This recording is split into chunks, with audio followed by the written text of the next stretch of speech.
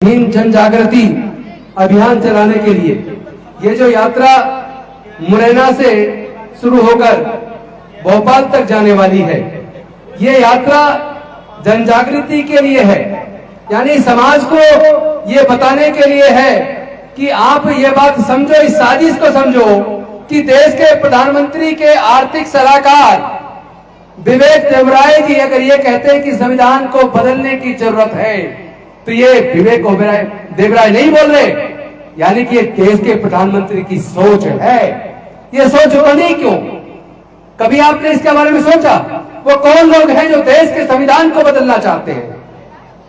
Actually संविधान में कोई कमी नहीं है, ये संविधान ही है जिसने इतने विविधताओं के भरे देश को, जहां 50 किलोमीटर पर भाषा बदल जाती है, संस्कृति बदल जाती है, जहां इतने सारे धर्म हैं, हजारों जातियां हैं, उसके बावजूद जहां आजादी से पहले भारत 562 रियासतों में बटा था, अगर इस भारत को कोई बांध पाया, एकजुट रख पाया, अखंड रख पाया, तो वो डॉक्टर बाबा साहेब अम्बेडकर का बना संविधान रख पाया। वरना इस भारत को, विविधता से भरे भारत को एकजुट रखना इतना आसान काम नहीं है। संविधान बहुत दुनिया का सर्वश्रेष्ठ संविधान है, लेकिन क्या है, बाबा साहब ने खुद कहा था, संविधान कितना ही अच्छा क्यों ना हो, अगर उसके लागू करने वाले लोगों की नीयत अच्छी नहीं है तो देश दुनिया का बढ़िया सा बढ़िया संविधान बुरा साबित होगा। लेकिन अगर संविधान में कोई छोटी मोटी कमी भी हो और उसको लागू करने वाले लोगों की नीयत ठीक हो, तो वो संविधान दुनिया का सबसे संविधान साबित होगा।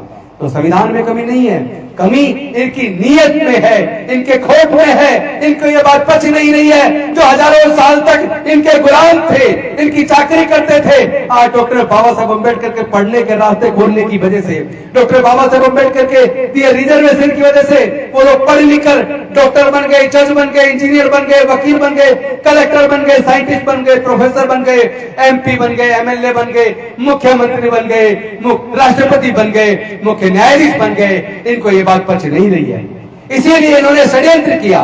इन्होंने षड्यंत्र किया कि ये जो दलित समाज के लोग, आदिवासी समाज के लोग, पिछड़े वर्ग के लोग हैं, इनको रोकना होगा। अगर इसी तरह डॉक्टर बाबा साहब अम्बेडकर का संविधान देश में लागू रहा तो ये लोग धीरे धीरे आगे बढ़ेंगे और अपना हक छीन लेंगे। और जब हक छीनेंगे तो छीनेगा किसके हाथ से? छीनेगा उसके हाथ से जिसने हजारों साल तक इन सारे हकों पर कब्जा करके रखा है, जिन्होंने आपके हक के प्राकृतिक संसाधनों पर, देश की सत्ता पर, सारे संसाधनों पर, सारी जितनी संवैधानिक संस्थाएं हैं, सब पर कब्जा करके रखा है। जब को आपको हक मिलेगा तो उनके हाथ से छीनेगा।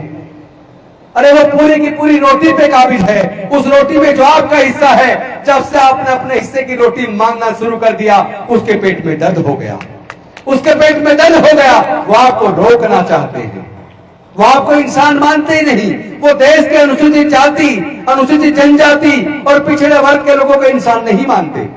यही कारण है कि इस मध्य प्रदेश के अंदर कम से कम शेड्यूल कास्ट की जाति की जनसंख्या कम से कम 20% है, लेकिन उनको रिजर्वेशन 16% मिल रहा है।